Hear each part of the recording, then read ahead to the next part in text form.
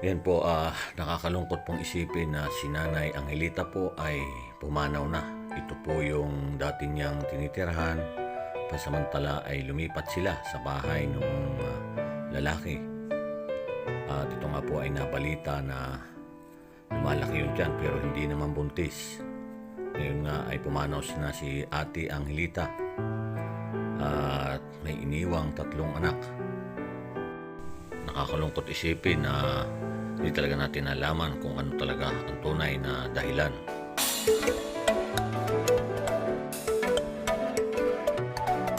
Magandang hapon po. Ngayon po ay narito tayo sa isang lugar po dito sa Lubang. Binalikan ko po yung, kung natatandaan po ninyo, yung babaeng buntis na hindi naman po buntis ay pumanaw na. Nakakalungkot pong isipin na tatlo po siyang anak at kuya ay nakaka-lungkot dahil yung mga anak na po rin na nahiwan sa batang edad.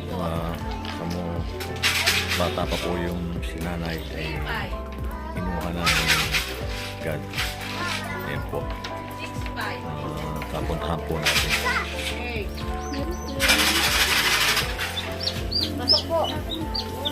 Magandang hapon no.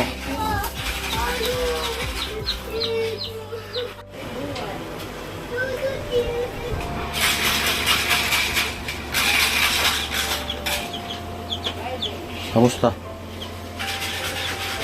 Ano ba yung nangyayari? Bigla-bigla para? Ha? Bigla nga po.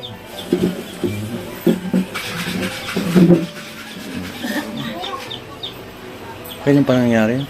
Nung kung ano pa po yun, nung 16. 16? Sa Lubang? Ano bang po? Kalungkot naman ha. Kala ko maayos na si ate. Ginawa po namin ang lahat. Bigla na. Ano yun? Bali sa ospital mismo namatay siya? Bahay na po. Sa bahay na? Oo. Saka nagsabi na hindi na niya ayaw. Kaya Hindi na kaya talaga. Pero tuloy-tuloy pa rin yung paglaki ng tiyan ni ate. ano na po siya, na-investigate na. Kung tinalit, gagamit niya po ng albularyo. Pinaano niya, sinubukan niyo sa albularyo? Ayun ang sabi ng albularyo.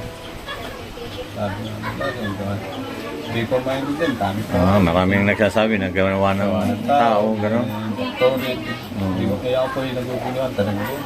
Oo. Siyempre, kinuha ko po rin. Kung halimbawa yung doktor po, albularyo po.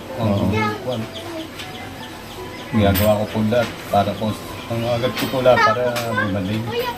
Kagalingan po na yung asawa. Alam na si ate.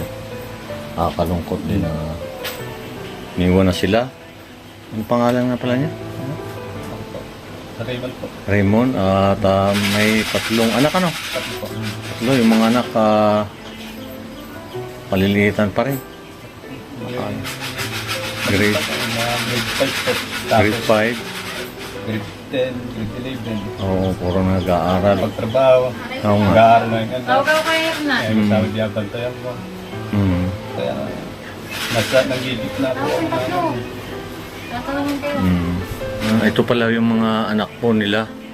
Anak ni, ano pangalan mo? Ay, nalin po. Rinalyn? Si Liza, anong grade na kayo? 11. 11? Grade 11? Grade 10 ka?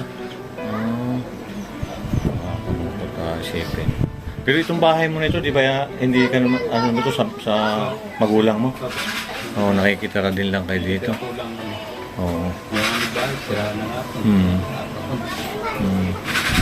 Kakalungkot isipin na si ate, yun na wala na si ate. Yun, nagtagal dahil gawa nga doon sa hindi alam kung gawa ng tao o talagang yung sa ano niya. Nasaan yung isa? Wala? Natutulog? Anong pangalan mo? Ram? Raisa? Rinalyn, ito po yung mga anak niya, iniwan ni ate. At nakakalungkot isipin na yun, si tatay na lang yung gagabay dito. Tatay Raymond? Raymond, ayan o. Ang trabaho po ni tatay, isa rin magsasaka lang, ano? Nagtitiyaga po siya na yun ngayon, wala na si ate. Isa po, nakikitara lang sila dito sa bahay ng titira nila ngayon dahil sa magulang naman niya ito. Nasaan ang magulang mo ngayon? Nanay po sa labas. Narito rin. Okay. Kasi nakakalungkot pong isipin. Ito yung pakatatag ka lang, kuya. Nagaan mo yung mga anak mo. Ganyan, hindi naman natin kagustuhan.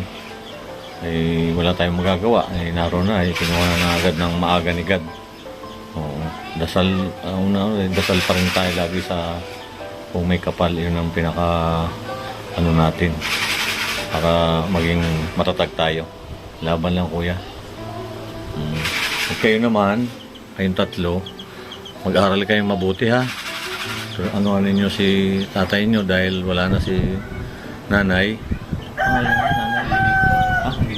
Hamilita ba yung inan mo sa anak? Hamilita, o. Si nanay wala na. At kinuha na ni God. At alam ko naman na masaya rin siya doon. At alam ko hindi naman siya pababayaan ng Lord. Kalungkot nga isipin na biglang-bigla yung pangyayari kay ate. Akala ko nga maayos na siya eh.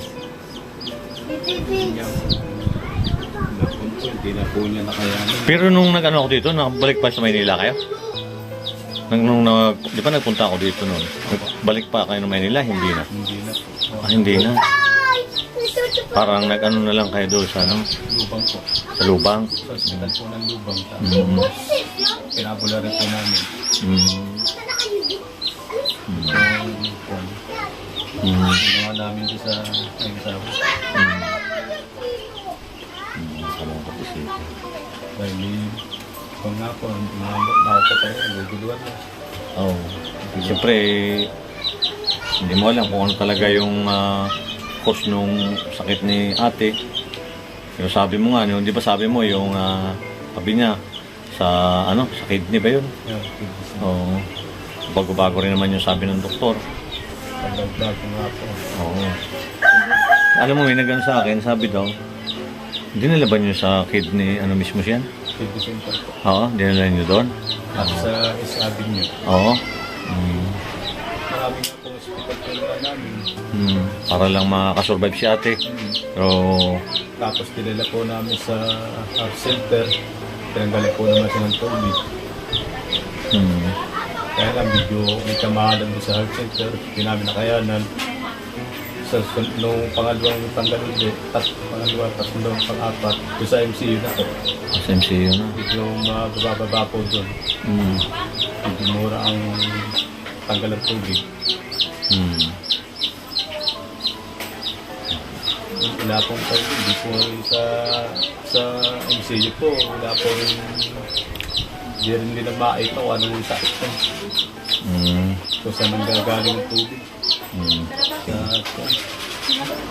Hindi man natin kagustuhan na sana ay maging maayos pa yung kalagayan ni ate, pero maaga na talaga siyang kinuha ni Lord. Ano ko sa'yo, ha?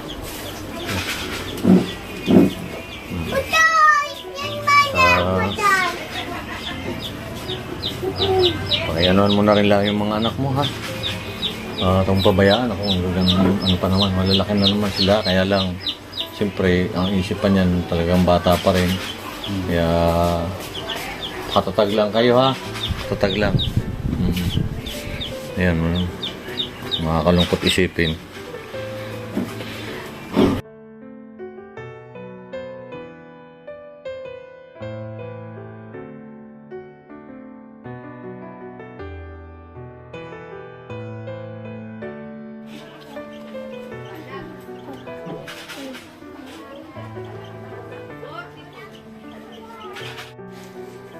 Alis na muna kami, Juan.